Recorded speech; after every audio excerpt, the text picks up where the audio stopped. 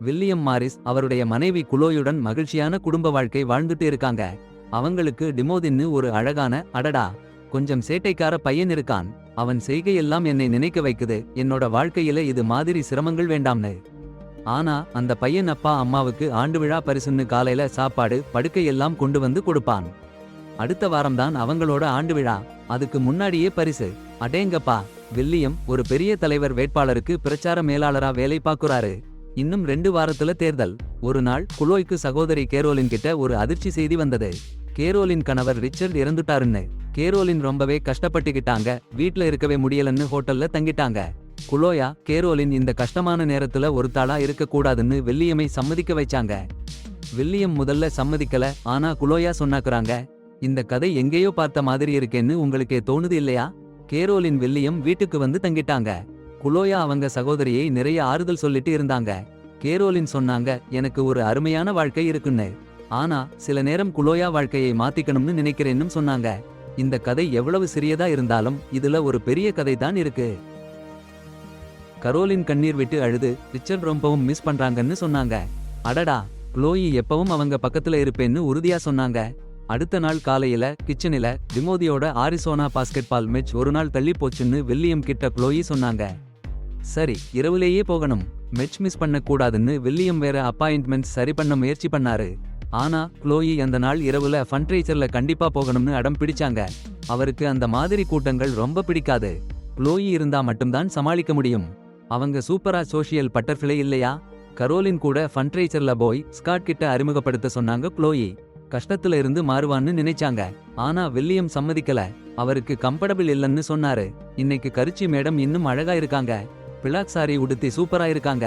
Caroline வந்தா அவங்க சிரிக்க மாட்டாங்க. வில்லியம் ஃபண்ட்ரைசர் பத்தி குளோயி கரோலின் கிட்ட சொன்னாங்க. அவங்க வர முடியாதுன்னு சொல்லி வில்லியம் கூப்பிட்டுட்டு போக சொன்னாங்க. கரோலின் சம்மதிக்கல. ஆனா குளோயி அடம் பிடிச்சாங்க. அதுக்கு அப்புறம் வில்லியமும் கரோலினும் சம்மதிச்சாங்க. சூப்பர். சரி, இப்போ நம்ம கதை எங்க போகுதுன்னு நமக்கு தெரியும். கோலோ கரோலின் கிட்ட அவங்க டெரஸ் கொடுக்கறாங்க. பிறகு கோலோ திமோதி ஏர்போர்ட் போறாங்க. வில்லியம் கரோலின் அந்த நிதி சேகரிப்பு விழாவுக்கு போறாங்க. அங்க வில்லியம் கரோலின அவங்க கேம்பெயின் டீம்ல இருக்கிற அவங்க சிறந்த நண்பர் ஸ்காட்டுக்கு அறிமுகப்படுத்துறாரு. வில்லியம் எல்லாரோடையும் பேசிட்டு இருக்க கரோலின் பாரில் விஸ்கி குடிச்சு கும்மாளம் பாக்குறாங்க. வில்லியம் கரோலின ஒருத்தாளா விட்டுட்டு போனதுக்கு சாரி கேக்குறாரு. கரோலின் அவ சமாளிச்சிடுவா, அவ சோஷியலா இல்லன்னு சொல்றாங்க. அப்போ ஸ்காட் வந்து ராபர்ட் என்னும் ஒருத்தர் நம்ம கேம்பெயின்ல 1 கோடி ரூபாய் தர்றாங்கன்னு சொல்றாரு. அதை கொண்டாட வேலையில குடிக்க மாட்டேன்னு சொல்ற வில்லியத்தையும் குடிக்க வைக்கிறாங்க. 3 பேரும் ஒரே சமயத்துல கப்னு குடிச்சு புரட்டுறாங்க. வீட்டுக்கு போன உடனே கரோலின் சாம்பெயின் ஓபன் பண்றாங்க. நல்லா குடிச்சுட்டாக்குன்னு இருக்கிற வில்லியத்தை இன்னும் குடிக்க வைக்கிறாங்க. வில்லியம் சாப்பாடு எடுக்க போறப்போ கரோலின் அவங்க குடிச்சிட்டு இருக்கிற கப்ல மருந்து கலக்கறாங்க. அவரு அந்த கப்பை குடிச்சிடுறாரு. பிறகு அவரு கரோலின் கிட்ட கப் விட்டுட்டு போறப்போ மறுபடியும் கலக்கறாங்க. அவனுக்கு பயங்கரமா ஒரு வித்தியாசமா இருக்குன்னு அவன் சொல்றான். சரிதான்னு அவள் சொல்ல மதுரால தான் இப்படி இருக்குன்னு அவன் நினைச்சுக்கிறான். முழு பாட்டிலையும் வச்சிடறாங்க. அப்புறம் கரோலின் அவன் பேச்சையே கேட்காம முத்தம் கொடுக்க ஆரம்பிச்சிடுச்சு. இல்லன்னு அவன் சொன்னாலும் அவள் விட மாட்டேங்கிறா. முன்னாடி பின்னாடின்னு கொள்ளு. எப்படி நடந்துக்கணும்னு யாருக்கும் தெரியல. ரொம்ப கடுமையா இருந்தது. என் ஆளு எப்படி அடிக்கணும்னு நல்லா தெரிஞ்சுக்கிட்டான். அடுத்த நாள் காலையில குளோய் வில்லியமுக்கு ஃபோன் பண்றா. முந்தின நைட் ஃபோன் எடுக்கலன்னு சொல்றா. சோர்ந்து போய் சீக்கிரமா படுத்துட்டேன்னு அவன் சொல்றான். டிமோதியோட டீம் ஜெயிச்சிடுச்சுன்னு ஃபங்க்ஷன் இருக்குன்னு சொல்றா. டிமோதி கண்டிப்பா வரேன்னு சொல்லிட்டாருன்னு சொல்லி அடுத்த நாள் காலையில தான் திரும்பி வாங்கன்னு சொல்றா. கரோலின் பத்தி கேட்கறப்போ அவளுக்கு ரொம்ப சந்தோஷமா இருந்துச்சுன்னு சொல்றான். ஃபோன் வச்சுட்டு அவனுக்கு கொஞ்சம் குற்ற உணர்வு வந்துடுச்சு. கரோலின் உள் சட்டை மட்டும்தான் போட்டுக்கிட்டு அவன் சட்டைய போட்டுக்கிட்டு முந்தின நைட் நடந்ததற்கு சாரி கேட்கிறா. சமைச்சு குடுக்கிறேன்னு சொல்லி சமாளிக்க முயற்சி பண்றா. அவனுக்கு ரொம்ப சங்கடம். இது தப்புன்னு சொல்றான். அவருக்கு தலை சுத்தமா இருக்கணும்னு நடக்க போகலாம்னு சொன்னாரு. அப்போ கரோலின் சேர்ந்து வந்தா. அப்புறம் கரோலின் சொன்னா அவளுக்கும் ரிச்சர்டுக்கும் நல்லா இல்லன்னு. சாப்பிட ஒரு பார்ல போனாங்க. அவரு டாய்லெட் போனப்போ அவ பின்னால போய் முத்தமிட்டா. அந்த நாற்றம் அடிக்கிற யூரினல் பக்கத்திலேயே சேர்ந்துட்டாங்க. அப்புறம் காலையில கரோலின் பக்கத்துல படுத்து எழுந்தாரு வில்லியம். உடனே உடை மாட்டிட்டாரு. கிலோ காலையில தான் வரும்னு கரோலின் சொன்னா. இது சரியில்லைன்னு, இனிமே இப்படி பண்ணக்கூடாதுன்னு வில்லியம் சொன்னாரு. அவங்க ஒருத்தருக்கு ஒருத்தர் ஈர்க்கப்படுறதை தடுக்க முடியாதுன்னு அவ சொன்னா. அவரு அவளை தொட்டதுனால குடும்பத்தை விட்டு போக மாட்டேன்னு சொன்னதும் கடுப்பா ஆயிட்டா. அவளுக்கு எவ்வளவு கஷ்டமோ அதை பத்தி நீ யோசிக்கலையேன்னு கிண்டல் பண்ணா. என்ன வேணும்னாலும் பண்ணிக்கோ, ஆனா என்ன வேண்டாம்னு சொன்னாரு. அவரு பெண்களை வேசிய மாதிரி நடத்துற ஆளுன்னு கோபமா சொல்லி பணம் கொடுத்து நன்றி சொல்லி இருந்தா மரியாதை இருந்திருக்கும்னு சொன்னா. சினமுறு வில்லியம் அவளை தள்ளிட்டாரு. $2 கொடுத்தான். அவளை கிண்டல் பண்ணி நல்லா இருந்துச்சு இல்லன்னு சொல்லி அவளை கடுப்பாக்கினான் வில்லியம். ஸ்காட்டு கிட்ட கிலோயே இல்லாம கரோலின் வீட்ல இருக்கிறது எனக்கு சரியில்ல. அவ அரை நிர்வாணமா சுத்தி திரியுறா. ஃபண்ட்ரேசர்ல என்னென்ன நடந்துச்சுன்னே எனக்கு நல்லா ஞாபகம் இல்லன்னு சொன்னான். ஹோட்டல்ல போட்டு விடுன்னு ஸ்காட் சொன்னான். கரோலின் டான்ஸ் ஹாலுக்கு போனவ மாதிரி வாசனை பண்றா என்று சொன்னான் வில்லியம்.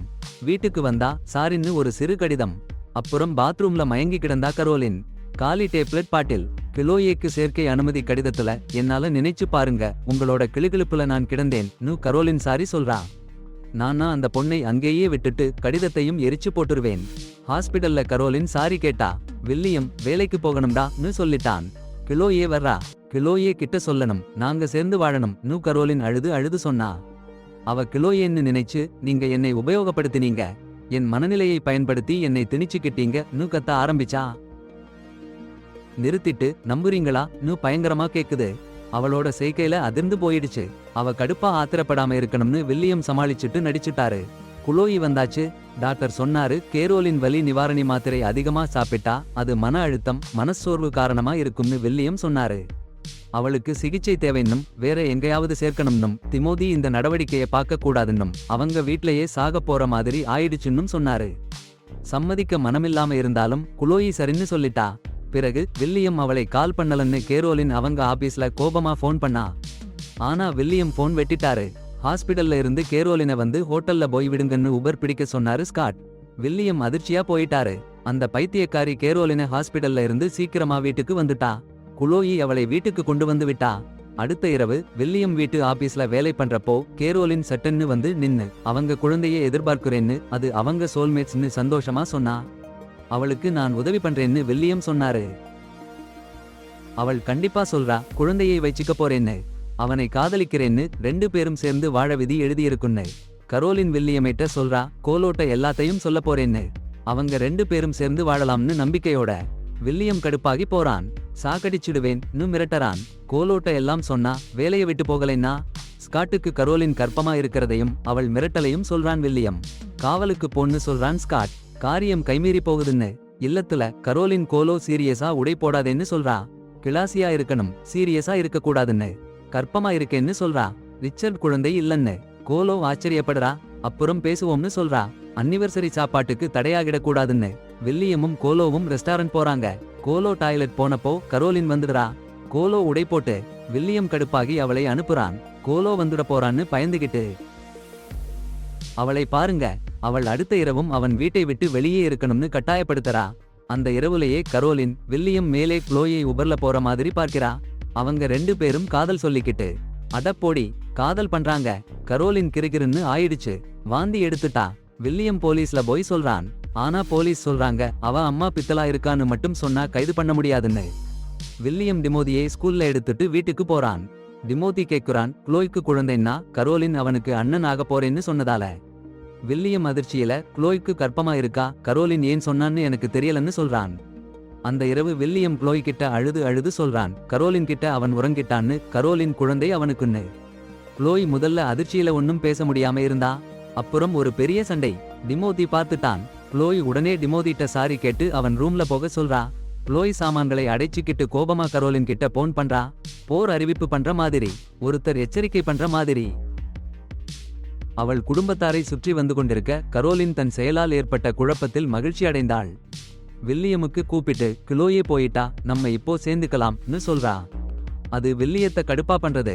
கிலோயே டிமோதியோட சேர்ந்து அவங்க ஃப்ரெண்ட் கிம் வீட்ல இருக்காங்க. வில்லியம் அவங்களை பத்தி விசாரிக்க கூப்பிடுறான். டிமோதி சொல்றான் கிலோயே ரொம்ப வருத்தமா இருக்கான்னு. வில்லியம் நான் தப்பு பண்ணிட்டேன். அவளை அணைச்சு முத்தமிட்டு நல்லா பாத்துக்கோ நம்ம சேரும் வரைக்கும் கெஞ்சுறான். வில்லியம் கிலோயையை போய் பாக்குறான். கரோலின் அவனை மயக்க மருந்து கொடுத்து அவமானப்படுத்திட்டான்னு சொல்றான். ஆனா கிலோயே நம்ப மாட்டேங்கிறா. நான் உன்னை காதலிக்கிறேன். ஆனா உன்னாலும் எனக்கு தங்கச்சியாலும் ஏதோ நடந்திருக்குன்னு நான் ஏத்துக்க முடியல. விவாகரத்து வேணும்னு சொல்றா. வில்லியம் நொந்து போய் வீட்டுக்கு போய் ஸ்காட் கிட்ட எல்லாத்தையும் சொல்றான். கிலோயேயை தொடர்ந்து தொடர்பு கொள்ளுறான். ஆனா அவள் பேச மறுக்கிறா. கிலோயே மனசுல இருக்கிறதை போக்க மாலையில நடை போகிறா. அப்போ கரோலின் துப்பாக்கியோட மாரிஸ் வீட்டுக்கு வந்து நிக்கிறா. வில்லியம் எனக்கு தான் காதல்னு உனக்கு புரியலையா? அவனுக்கு 3 குண்டுகள் மட்டும்தான் இருக்கு. என்னை கிளோயேயை அல்லது கத்தி சத்தம் போடுறா. அவர்களோட வயிற்றில் இருக்கிற குழந்தை அதான் நீங்க. அவன் அம்மாவை சமாதானப்படுத்த சரி எனக்கு உன்னை ரொம்ப பிடிக்கும்னு சொன்னா அவள். அப்போ நம்ம 2 பேரையும் கொன்னுடலாம், யாரும் நம்மள பிரிக்க முடியாதுன்னு சொன்னா. கரோலின் வில்லியம் கை காலையும் கட்டினா. ரிச்சர்ட் அவளே கொன்னுட்டா. வில்லியம் வைச்சு அவள் எழுதிய தற்கொலை கடிதம் அவன் சொந்த தண்ணீரை பூசி சீல் வைக்க வைச்சா. அவன் உயிர் பிழைச்சிடுவாங்கன்னு நினைச்சு வில்லியம் க்ளோயி என்கிட்ட விவாகரத்து வாங்கிட்டா, நம்ம இப்போ சேர்ந்துடலாம்னு சொன்னான். அது அவளுக்கு அபாரமான சந்தோஷத்தை கொடுத்தது. அவன் க்ளோயி ஏமாத்த மாட்டான்னு தெரிஞ்சு அவன் மயக்க மருந்து கொடுத்து அத்துமீறி நடந்துகிட்டா. க்ளோயி வீட்டுக்கு திரும்பி வந்தா. கரோலின் கத்தியை வீசி வில்லியம் மீது பாய்ஞ்சா. க்ளோயி வில்லியம் காப்பாத்த அவளை தாக்கினா. சண்டையில வில்லியம் விடுபட்டு கரோலின் கிட்ட இருந்து தப்பிச்சு ஓட ஆரம்பிச்சான். கரோலின் அவங்களை பிடிச்சு க்ளோயி பலமாக காயப்படுத்தினா. வில்லியம் கரோலின் கிட்ட சண்டை போட்டு அவளை சுட்டு போட்டுட்டான். அவள் செத்து போனா. அப்புறம் அந்த ஜோடி போலீஸ் வர்றதுக்கு முன்னாடி ஓடி போய் ஒளிஞ்சிட்டாங்க.